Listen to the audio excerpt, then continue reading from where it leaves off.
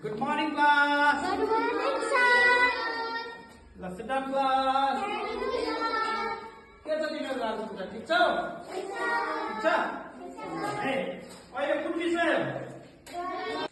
विषय गणित कक्षा 5। आज हामी केका बारेमा पढ्छौं?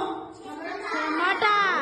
सबैजना यो पाठ निकालेर हेर त केका बारेमा पढ्छौं? क्षमता। गणितको क्षमता भन्ने पाठको बारेमा छलफल गर्छौं, पढ्छौं हो। ठिक छ है? आजको पाठको नाम क्षमता। क्षमता। क्षमतालाई अंग्रेजीमा के भन्छ?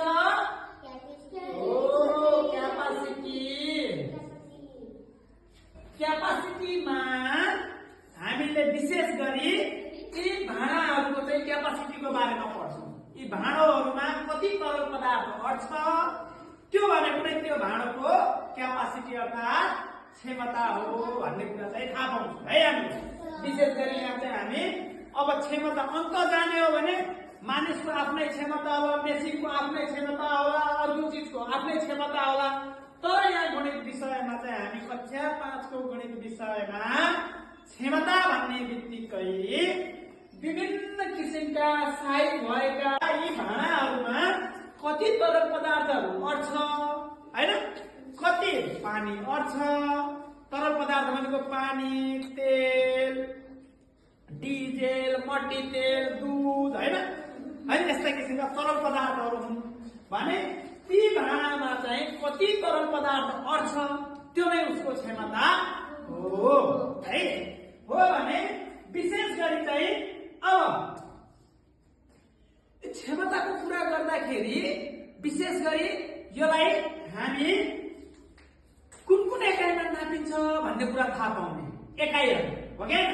विशेष गरी क्षमतालाई मापन गर्ने एकाइहरूमा चाहिँ क्षमतालाई मापन गर्ने एकाइ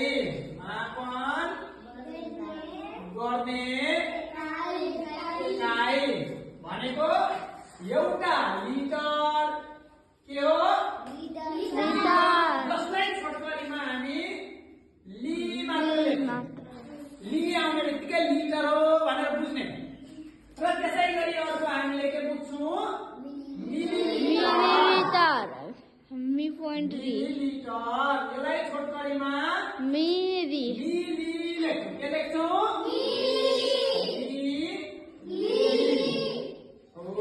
त्यति कुरा थाहा है।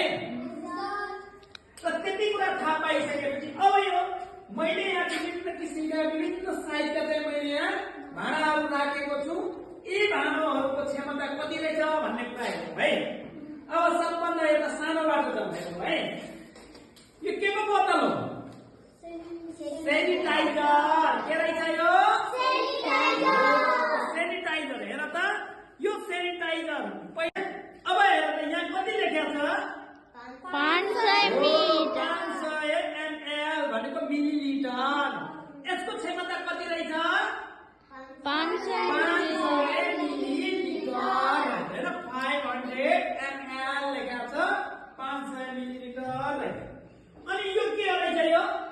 यो गम पनि यसमा कति लेखेको छ? 500 ml भनेको यसमा पनि आधा लिटर हैन, अर्थात् 500 मिलिलिटर गम आउँदो रहेछ। र त्यसै गरी यो के को बोतल हो? पानी, वाटर हैन। यसमा कति पानी अट्छ होला? 1 लिटर। 1 लिटर लेखेको छ। यसको क्षमता कति रहेछ? 1 लिटर। मैले यसमा 2 लिटर अटाउनु खोज्यो भने अट्छ कि अट्दैन? अट्दैन। के हुन्छ? झर्छ। कोखिन्छ, बाहिर खस्छ हैन। र त्यसैले यसको क्षमता कति रहेछ? 1 लिटर रहेछ हो कि हैन। र त्यसै गरी अर्को यो के हो? यो पानीको बोतल। यो पनि के हो? पानीको बोतल। यसको क्षमता कति रहेछ अरे? 1 लेखेको छ 1 लिटर एलपिआर भनेर लेखेको छ हैन। भनेको यसको क्षमता पनि 1 लिटर। यसमा पनि 1 लिटर भन्दा बढी पानी अट्दैन ओके यसको क्षमता पनि 1 लिटर अनि यो के रहेछ यो जार अब यसको क्षमता कति रहेछ कति पानी अट्दो रहेछ 1.5 PCM 1.5 लिटर अर्थात् 1 लिटर 500 मिलिलिटर पानी अट्दो रहेछ यसको क्षमता 1.5 लिटर रहेछ भनेको 1 लिटर 500 मिलिलिटरको क्षमता है र त्यसपछि अब हेर त सबभन्दा ठुलो भाँडो हामीसँग भएको यो के हो हेर त यसमा कति पानी अट्दो रहेछ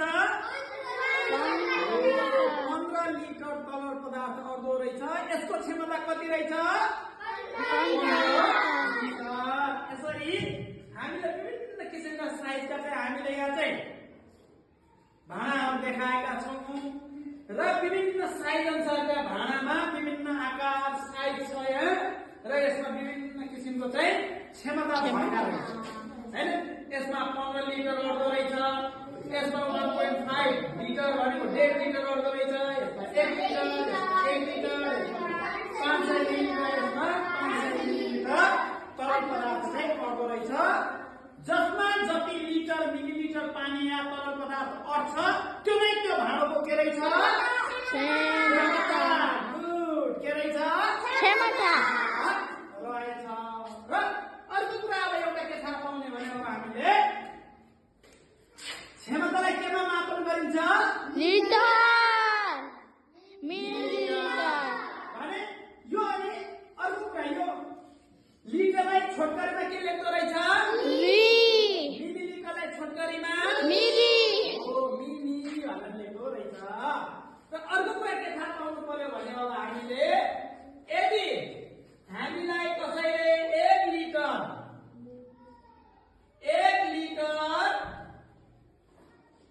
बराबर कति हुन्छ भने कति भन्ने 1000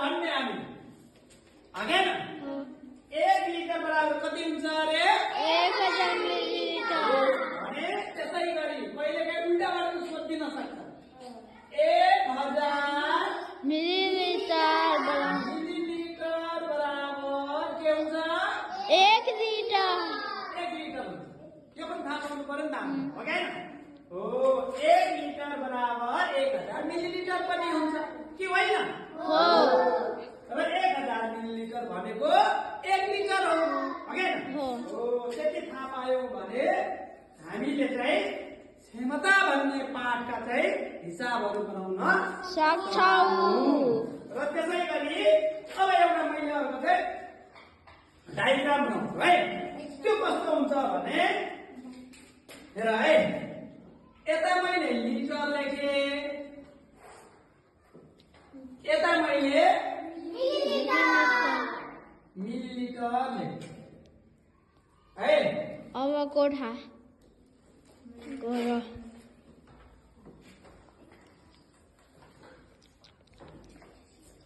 यहाँ पनि 1000 हेर त यो के बाटो हिँड्छ यहाँबाट यता आउँछ यता एरो दिए यताबाट यता आउँछ यता एरो दिए यताबाट यता आउँछ यता एरो दिए एरो दिए भने अब हेर त 1 लिटर दियो अब हिसाब गर्नु पर्ला नि त हामीले यसमा हैन हिसाब गर्दा लिटरलाई मिलिलिटर गुण गर्यो भने के हुँदो रहेछ मिलिलिटर र मिलिलिटरलाई 1000 ले भाग भाग गर्यो भने के हुँदो रहेछ लिटर है र अब हामीले के थाहा पाउने भने लिटरलाई मिलिलिटरमा बदला भन्यो भने के गर्ने 1000 ले के गर्ने 1000 ले गुण गर्ने यदि मिलिलिटर दिएको छ र लिटरमा बदला भन्यो भने के गर्ने 1000 ले भाग 1000 ले गुड र यसरी चाहिँ क्षमता भनेको के रहेछ अरे क्षमता भनेको अटाउने तरल पदार्थ भनेको त्यो भागको क्षमता ओके हो अनि क्षमतालाई केमा मापन गरिन्छ मिलिलिटर र लिटर लिटर र मिलिलिटर अनि 1 लिटर बराबर त्यसै गरी 1000 मिलिलिटर बराबर के हुन्छ 1 लिटर र यदि लिटर दिएको छ मिलिलिटरमा बदल भन्यो भने के गर्ने अरे 1000 गुणा र यदि मिलिलिटर दिएको छ लिटरमा बदल भन्यो भने के गर्ने 1000 गुणा है के गर्ने भाग गर्ने यसरी गर्यो भने हामी क्षमतासँग भएका जति पनि हिसाबहरू सजिलैसँग बनाउन सक्छौँ हो ल आजलाई अब हामी यति गर्छौँ है ल थ्यांक यू क्लास